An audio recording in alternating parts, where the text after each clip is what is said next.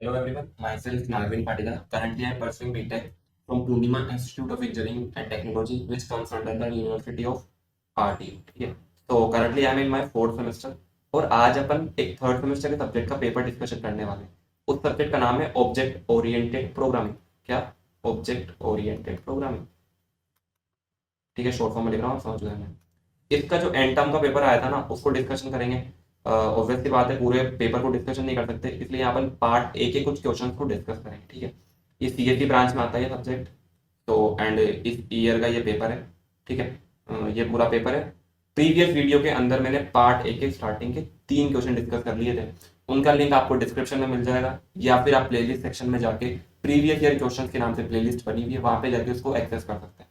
ठीक है, इस वीडियो में अपन क्वेश्चन नंबर 4 से लेके क्वेश्चन नंबर 6 तक डिस्कस करेंगे। ठीक है, तो एंड सिलेबस लगा रखा है आपके रेफरेंस के लिए।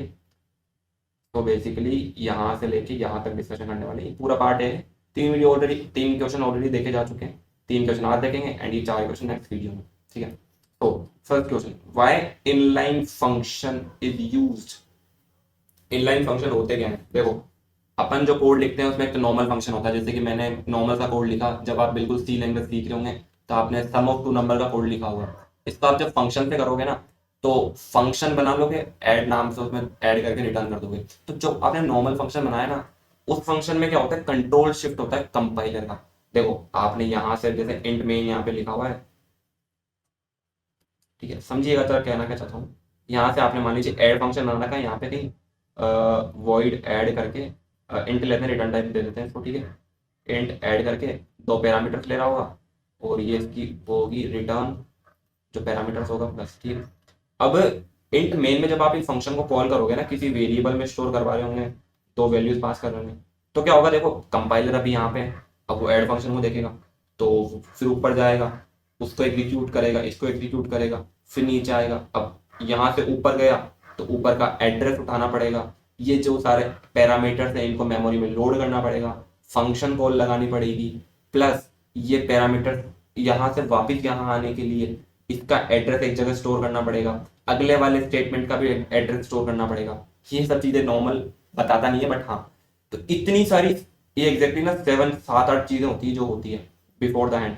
कंपाइलर इतना सारा काम करके एक नॉर्मल फंक्शन को एग्जीक्यूट करता है। यहीं पे रेस्क्यू करने के लिए आए इनलाइन फंक्शन। इनलाइन फंक्शन क्या बोलेगा कि देखो, अगर तुम्हारा फंक्शन का जो बॉडी है, अगर वो 2 से 3 लाइन की ना, तो मैं उस फंक्शन को इनलाइन बना दूंगा। ये कौन बोल रहा है? कंपाइलर बोल रहा है। देखो, अपन है ना कंपाइलर से रिक्वेस्ट करते हैं कि भाई प्लीज हमारा जो ये फंक्शन है उसको इनलाइन बना दीजिए, और ये कंपाइलर पर डिपेंड करता है। अब कंपाइलर कैसे जज करेगा? कंपाइलर देखेगा, अगर आपका कोड 2 से 3 लाइन का है तो वो उसको इनलाइन बना देगा, अदरवाइज वो उसको नॉर्मल फंक्शन की तरह ट्रीट करेगा, और कोई बहुत सारा काम 7 8 स्टेप्स को करता रहेगा। ठीक है, अब ये सारी चीजें हो गई। अब करेंगे कैसे? Inline keyword. देखो, इनलाइन फंक्शन बनाना है तो इनलाइन कीवर्ड को इससे पहले लगा दो। ठीक है, इसके थ्रू कंपाइलर समझेगा कि मेरे से प्रोग्रामर रिक्वेस्ट कर रहा है कि इस फंक्शन को वो बना दो इनलाइन फंक्शन। अब कंपाइलर कैसे जज करेगा कि बनाऊं या नहीं बनाऊं? भाई ऐसा तो नहीं ना उसके मूड पे डिपेंड है, आज बना देता हूं कल नहीं बनाऊंगा, ऐसा नहीं होता। कंपाइलर देखेगा कि जो इस फंक्शन का जो कोड है ना, या इसकी जो बॉडी है वो कितने लाइन की है। अगर वो 2 3 लाइन की है, या कोई छोटा फंक्शन कह सकते हो आप, 3 4 लाइन का वो हुआ, तो मैं उसको इनलाइन बना दूंगा, अदरवाइज मैं उसको इनलाइन नहीं बना के एज इट इज फंक्शन को यूज में लूं। ठीक है, अब समझ में आ गया इनलाइन फंक्शन होता क्या है? अब देखते हैं why inline function is used. देखो, अपन इसको यूज इसलिए करते हैं, यार कंपाइलर कितना परेशान हो रहा है, ऊपर जाएगा, नीचे आएगा, पैरामीटर्स को लोड करेगा, वैल्यू असाइन करेगा, बहुत सारी चीजें, फंक्शन कॉल करेगा। तो उन सारे ओवरहेड को बचाने के लिए बेसिकली ये टर्म लिख रहा हूँ, इसको लिख के आइएगा पेपर में, मार्क्स अच्छे हैं। उन सारे फंक्शन ओवरहेड, या फिर आप कह सकते हो कॉल ओवरहेड को बचाने के लिए अपन क्या किसका यूज में लेते हैं? इनलाइन फंक्शन को यूज में लेते हैं। तो वो जो 7 8 स्टेप थी ना, 7 8 स्टेप्स थी, उनको बचाने के लिए ले रहे हैं बेसिकली। तो आई होप आपको समझ में आ गया होगा। नहीं समझ आया तो वीडियो को रिवाइंड करिए, मैंने पूरी चीज आपको अच्छे से समझा दी। ठीक है, so let's move to the next question. What is an abstract class?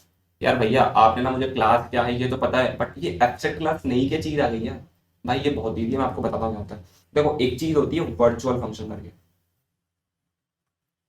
भैया बोलो कि मेंबर फंक्शन होते हैं, नॉर्मल फंक्शन होते हैं, इनलाइन फंक्शन अभी बता दी। अब एक और नया फंक्शन लिया है, वर्चुअल फंक्शन।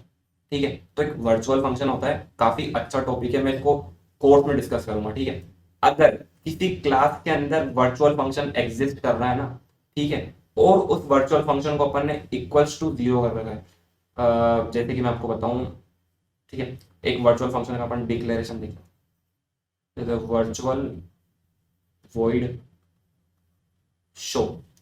अगर मैंने इसको ऐसे इक्वल टू जीरो करके लिख रखा है, देखो एक तो नॉर्मल वर्चुअल फंक्शन होता है, और अगर मैंने इस वर्चुअल फंक्शन को ऐसे इक्वल टू जीरो करके खत्म कर दिया, मतलब ये तो कुछ है ही नहीं यार, डेड फंक्शन है, बॉडी खाली पड़ी है, इक्वल टू जीरो कर दिया, तो इसको अपन बोलते हैं प्योर वर्चुअल फंक्शन।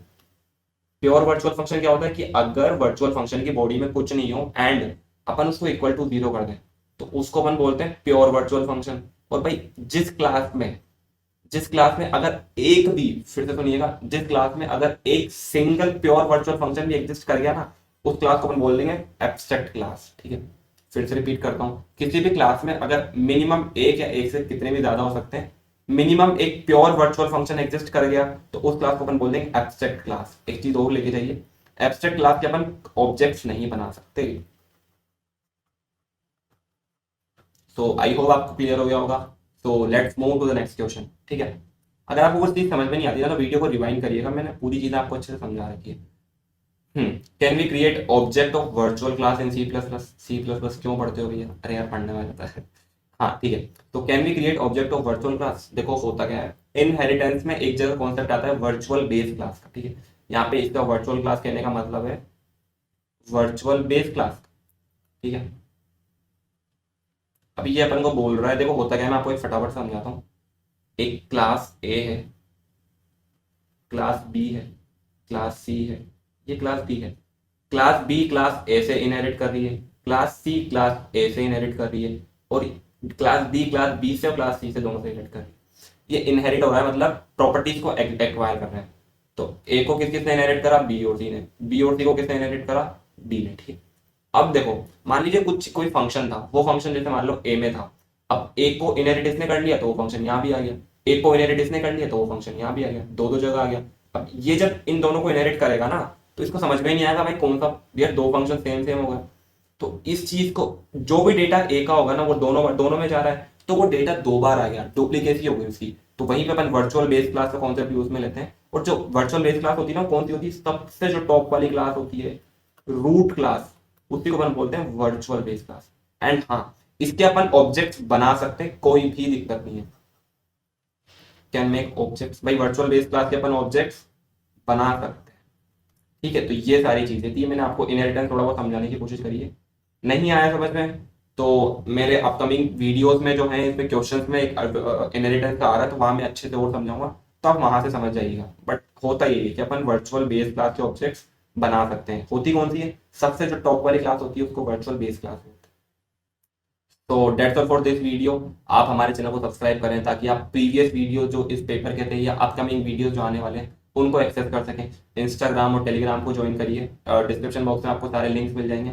इंस्टाग्राम में हम गिव अवेज वगैरह काफ़ी सारी स्टोरीज वगैरह लगाते हैं, तो वहां से आप हमारे चैनल के लिए अपडेट रह सकते हैं, ठीक है। और टेलीग्राम, हाँ, टेलीग्राम में काफ़ी सारी अपडेट्स आती है वीडियोज़ के रिगार्डिंग। हम आपसे कुछ पूछते हैं, कुछ क्वेश्चन, कुछ स्टडी मटेरियल प्रोवाइड करवाते हैं, तो उसके लिए आपको टेलीग्राम ग्रुप ज्वाइन करना पड़ेगा। भैया मैं ज्वाइन कैसे करूँ? डिस्क्रिप्शन में लिंक अवेलेबल, वहां से आप इसको इजीली ज्वाइन कर सकते हैं। तो थैंक्स फॉर वॉचिंग, मिलते हैं अगले वीडियो में, तब तक के लिए गुड बाय।